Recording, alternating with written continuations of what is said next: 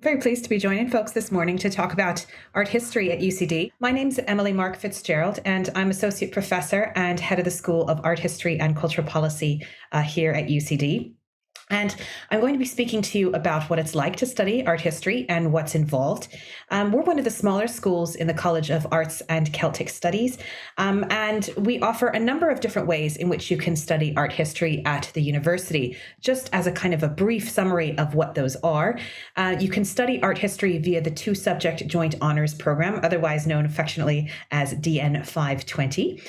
You can also study it as part of two pathways in DN 530, within Classics, Art History, and Archaeology, one of the four-year degrees, and also within Creative and Cultural Industries, another four-year degree.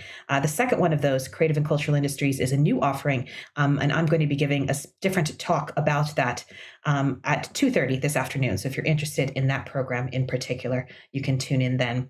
And we also offer an evening diploma in European painting.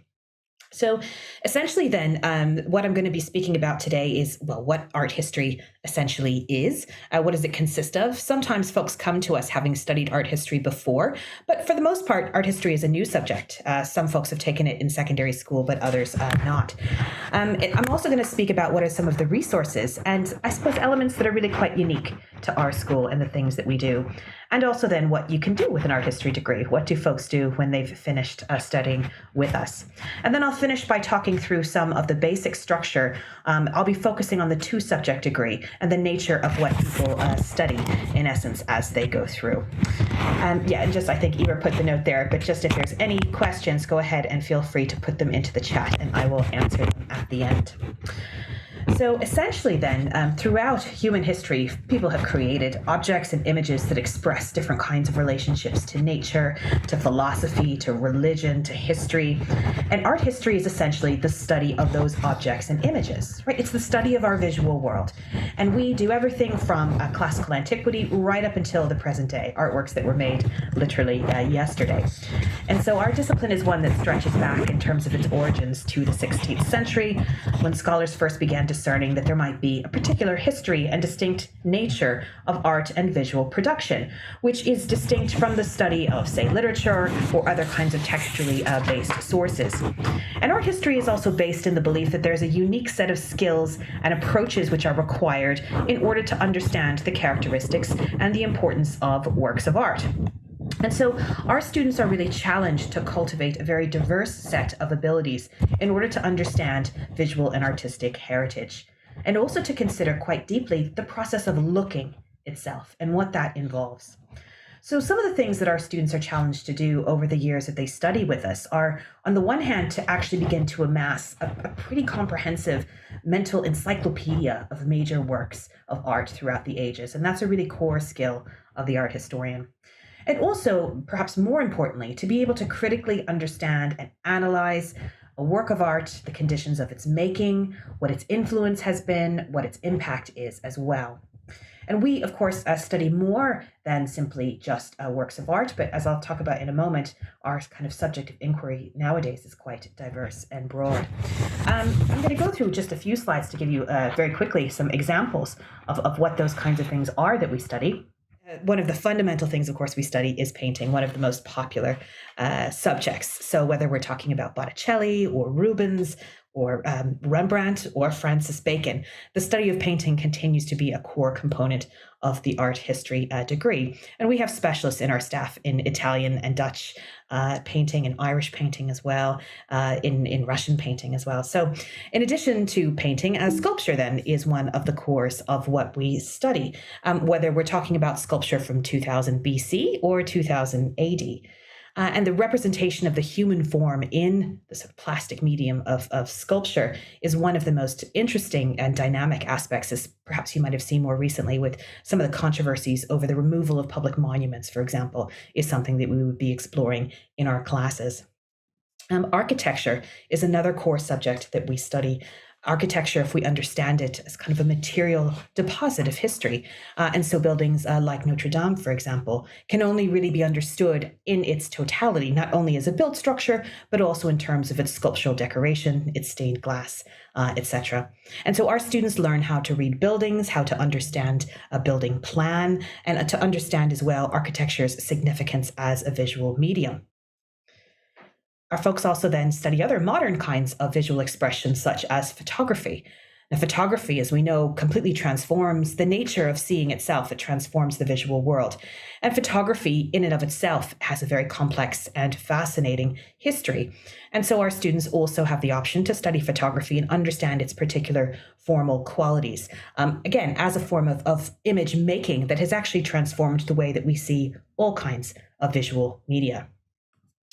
We also look at things like film, video, and performance. The philosopher W.J.T. Mitchell described our contemporary world as being enmeshed in a visual turn. This idea that our experience is so heavily mediated by the visual nowadays, whether it's looking through smartphones or even the internet itself, how visually dominant it is.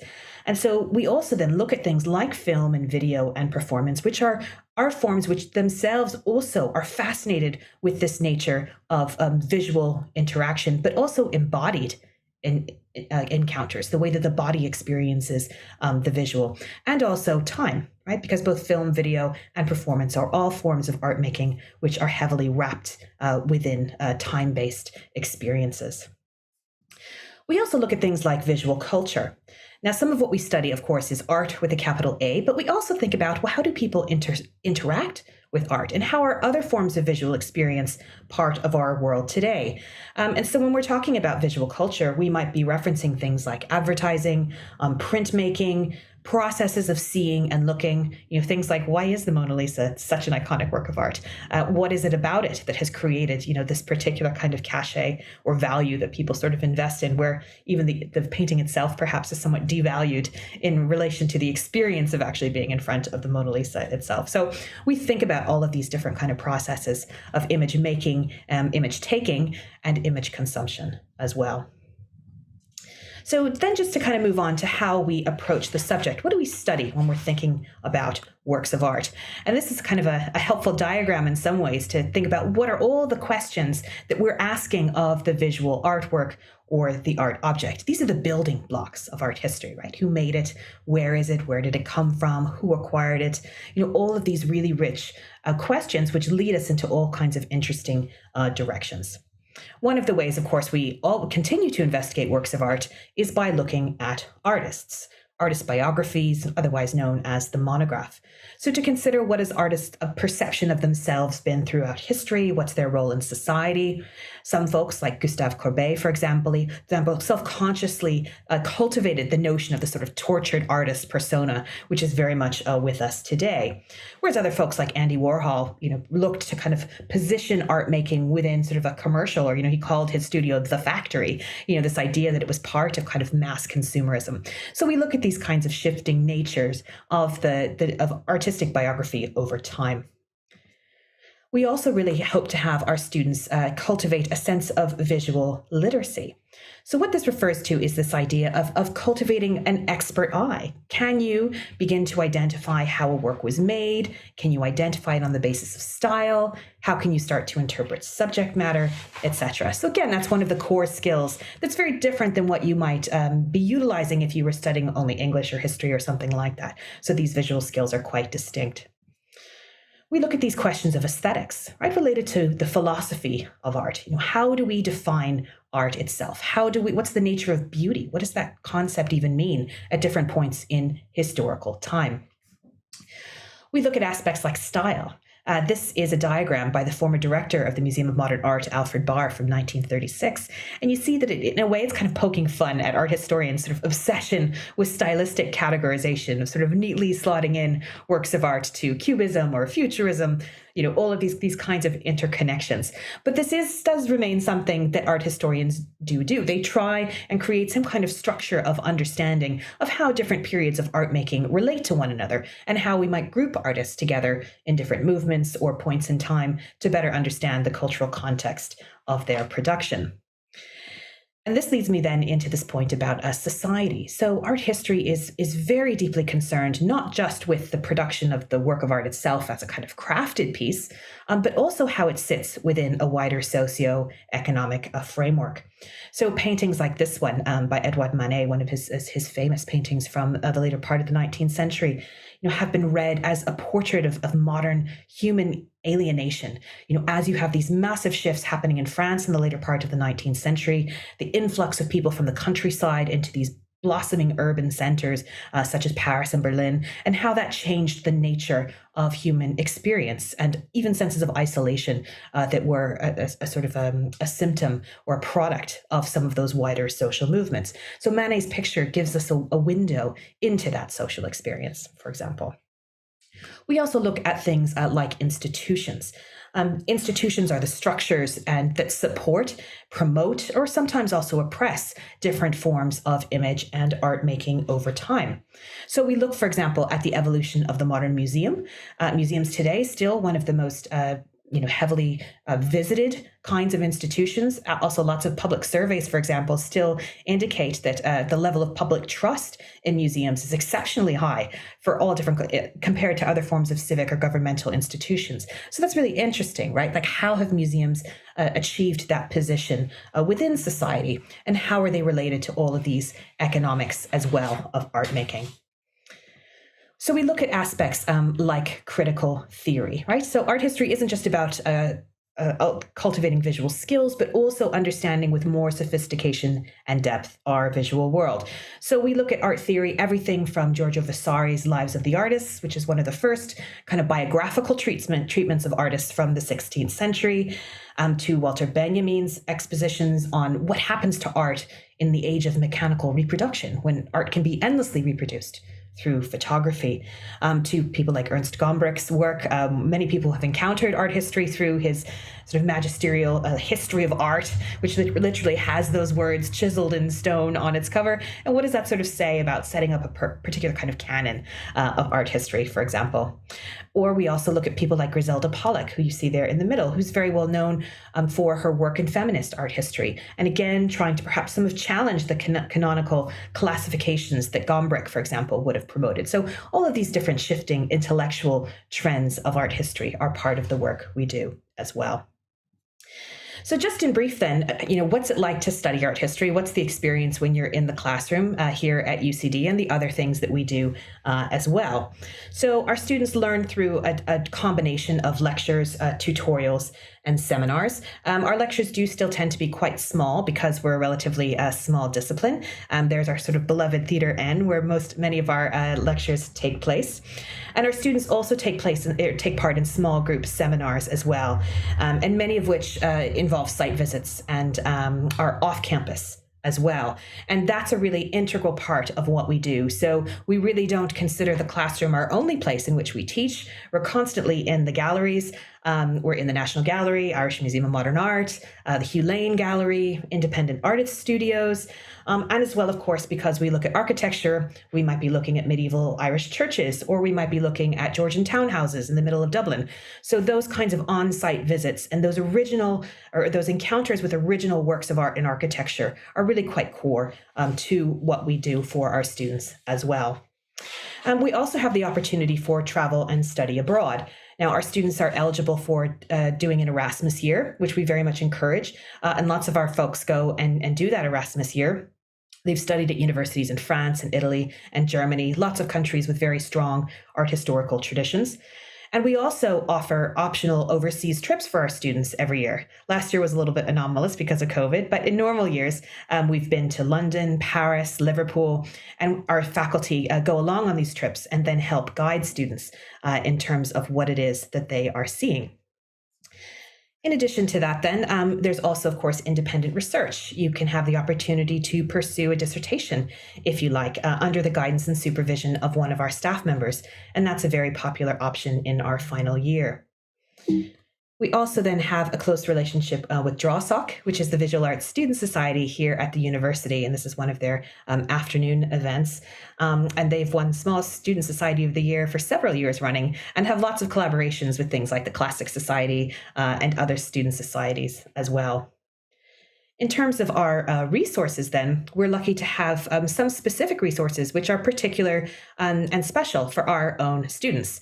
The most important of which is the Françoise Henri Reading Room, which is a dedicated study space for our students and a small library of art historical books that we have been gifted over the years very generously by many of our alumni. And that's a special space that's only dedicated for art history students who are studying at UCD. We have a very extensive slide and digital image library as well. All of our slides at this stage have been digitized, but we have all of that material for students to be able to draw upon as well, and a slide librarian and image curator who assists folks with that. We also have recently acquired the Kingsley Teaching Collection. This is a photographic teaching collection that features around 250 objects that span the entire history of photography. And this is a hands-on collection. So for folks who are studying photography to get to learn about in firsthand detail the nature of different photographic processes from the mid-19th century all the way up to the present.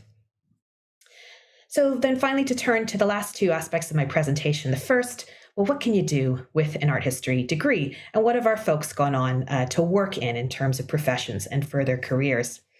Well, one area, of course, is the media. Lots of folks have gone on to work either in radio or television or other kinds of literary occupations for publishing houses, etc., working as journalists or writers or broadcasters, for example. Lots of folks go into careers in heritage, whether that's in the OPW or other kinds of heritage organizations, National Trust, for example, and have gone into curatorial roles, becoming tour guides, directors of museums. Even we've had lots of folks who've had really fantastic careers, educators within museums, librarians, exhibition coordinators, etc. Within the commercial art world as well, we have folks who've gone on to work in auction houses, who've gone and worked in the private gallery sector as well, and who are involved in art sales. And also, of course, because private galleries are a really important part of the art ecosystem internationally, working in things also like different kinds of art fairs and biennale kinds of settings as well. Within education, then, also folks have gone on to become lecturers, educators, again, sort of tour guides, picture researchers for different kinds of organizations, be they museums or commercial picture galleries as well, and rights licensors and these kinds of things. So lots of different possibilities all in total. So you can see that art historical skills really transfer to a whole different range of occupations. And as I mentioned, because visual skills, visual research is such an important part of many different kinds of occupations, even beyond art history itself, our folks have generally found their time at UCD studying art history to be really richly rewarding and a pathway into all different kinds of future study and work as well. So just to conclude then, in the last sort of minute before I open it out to questions, to give you an idea of what first year looks like in terms of art history. We have 4 main courses that our students who are studying art history as part of their 2-subject degree will be taking. They take the Art of the Ancient and Medieval World and the Art of the Renaissance in semester 1, which are kind of broad survey courses giving, a very firm grounding in the study of art history. And then in the spring, they take Baroque to Romanticism and Art in the Modern World. So taking the study of art really from the 16th century then up until the very present. And these 4 modules are large survey lecture modules, but they give this kind of very strong foundation of the history of art, really right from classical antiquity right up to the present day. So that's what first year looks like. But to give you an idea then of how the degree builds over time, we begin, as I say, with these 4 core lecture modules in first year. And then at second year, there's a range of different choices which are offered, usually 4 to 5 different modules that one can take to sort of begin to supplement in more depth the kinds of things that you might study. And these change from year to year, second year courses do. So it could be a more advanced class in antiquity. Irish art is one of the mainstays of second year. Also other courses on modern art, and then photography, which I happen to teach the history and theory of photography at second year. And then once you get to third year, things really open out. And there's lots and lots of different small group seminars and other kinds of courses that we offer. And again, every year these change. So we have some which are more lecture-based and others which are small group seminars where you might have, at max, we let sort of 10 folks into the seminar so that you have that opportunity for really kind of one-to-one working with your lecturer and exploring different topics. Everything from Vermeer to Venice digital art history, medieval art, Islamic art, you name it. So there's all different kinds of options for you there. So it's really quite diverse. So hopefully that gives you a sense of the overall progression of the degree. You can go onto our Facebook or school page as well, and there's lots of information there about the course and the program. There's some videos as well with some of the lecturers talking about what it's like to study art history at UCD. We also have different handouts that you can download that give you an idea of what the course progression is on a year-to-year basis. Okay, so you can see that there, the address for the art history page. And then, as I mentioned as well, we've got our Facebook page where we put in lots of our public events, and we're on Twitter too. So we advertise via those outlets a lot of the different talks that are going on at UCD and in our school in any given week. So that's it for me. So I'd be happy to answer any questions if folks have any, and I can start to look at the chat.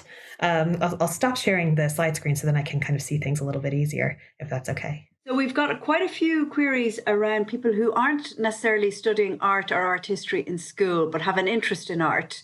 Mm-hmm. Is that a problem? No, not at all. I would say the only caveat that I would make is that we don't teach any practical art history. So sometimes folks ask us if they can actually, do we offer drawing? Do we offer watercolor or anything like that? And we don't. We can point you to our good friends over at NCAD who do offer those kinds of courses, or the RHA, but we focus on the history of art and architecture. But just to reassure folks, the majority of people who study art history at UCD have never taken art history before. And certainly even when I studied, and I began studying art history at university, I'd never taken an art history course before I walked into college. So we really take it from the standpoint that folks have never taken the subject before. And it works very well with lots of subject combinations. Lots of people take art history with history. They take it sometimes with film. English is another popular combination, and it really marries well with lots of different humanities subjects. And students will find lots of interesting overlaps happening between their various courses. And what do you find, Emily, are the most popular careers? Yeah, the most popular careers, I would imagine, are probably folks who go to work in the heritage sector in one aspect or another, because that's quite broad, right? It covers lots of different things. It covers, country houses, it covers museums, it covers libraries, different kinds of exhibition spaces as well. So that's an area where, obviously museums are really, really popular. They have significantly, good sized staff, and they're always needing kind of folks to kind of come in and work there as well. So I would say that's probably the most kind of common career that our students go into, both in Ireland, but also internationally. We have lots of folks who've gone on to really fantastic careers, working in all different kinds of places. Just to give you one example, one of our former graduates, Emer, she managed the artist Tracy Eamon studio for quite a number of years and was the main person basically looking after Tracy and all of her artwork and everything that she was doing there. The current assistant arts officer at Dublin City Council, Sheena Barrett, she's also one of our graduates and went on to work at IMA and the National Gallery, and now she runs Dublin City Council's main visual art space on Foley Street. So lots of folks who've gone into those kinds of positions. That's great. And Emily, can you explain the difference between taking art history, say, for example, with history, and studying art history as part of the classics art history and archaeology course in the humanities? Sure. I think there's two things really that folks should maybe keep in mind in terms of deciding on different pathways to go into.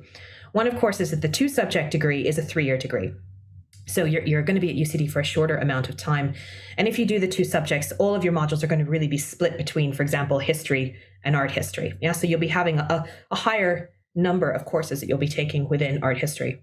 Within the 4-year degree then, which is still actually tends to be mostly 3 years of coursework and then an extra year of either internship or study abroad, within the DN 530 pathway, you're studying 3 subjects at one time, right? So you'll be doing a mixture of classics, archaeology, and art history. So in that instance, proportionally, you'll be doing less art history, but you'll be studying those other subjects as well. So it really might just depend on, how much art history do you want to take? I would say also that within classics, archaeology and art history, you're mainly looking at older forms of art making in terms of chronology. So if that's your interest, then that might be a good pathway for you. If you're more interested in modern and contemporary art, maybe not. Maybe go for the 2-subject, DN 520, where you'll have more opportunity to study more contemporary topics, for example. And our final question relates to the creative and cultural industries. And Emily, you're going to be back later on to talk about that new humanities degree. Can you give us a quick whirl on what it's about? one of our newest pathways that's launching next year that's on creative and cultural industries. And that's for folks who are really interested in entering the sort of the world of creative occupations with a slightly more entrepreneurial bent. And so that's a cross art form program. So it's not just visual art, but it's also drama, it's broadcasting, it's screen cultures, it's digital cultures. And so that's a program. But within that, you also have to specialize. And art history and visual culture is one of the specialisms you can choose. So if you are interested in visual culture, but also want to be picking up things like management, accountancy, for example, financial dimensions of how you run arts organizations, that's another new option that we're going to be offering from September. And I'll be giving lots more details about what that's going to look like at 2:30. And a very final question to close, Emily. How many students take art history on the joint honours, roughly year to year? Yeah, I mean, it kind of varies because in terms of the joint honors, we have people taking some who are going to be taking it for the 2-subject degree. And then we also have a lot of elective students. And we also have lots of people who audit. So probably a better gauge is actually thinking, well, what's our class sizes at different years as opposed to kind of the numbers taking the program. So at first year, your classes, the big lecture classes will generally be somewhere between kind of 80 and 100 in any given years. And that's the size of the big lecture. But then you also have tutorials, which usually have about 12 students in each tutorial. And those meet weekly as well. So you're in a smaller group setting, which is supplementing the large lecture. And then once you get to second year, the classes are generally more about 50 to 60 in terms of their size. And then once you get to third year, those courses then wind up being, much, much smaller. They're usually kind of 12 to 15 in size. And so you would have seen from that structure that I explained that what you start with is a smaller number of available choices at first year. But then once you get to third year, those really kind of branch out and you get the opportunities to specialize in much more sort of small group settings. So hopefully that gives an idea. And just to answer one more question that I see here in the chat, if you need a portfolio to do art history, and the answer to that is no. So again, we're mainly more of a historical, we're a historical subject. So we're not art practice. So you don't need a portfolio. Thank you, Emily. And thanks a million to everyone for joining us.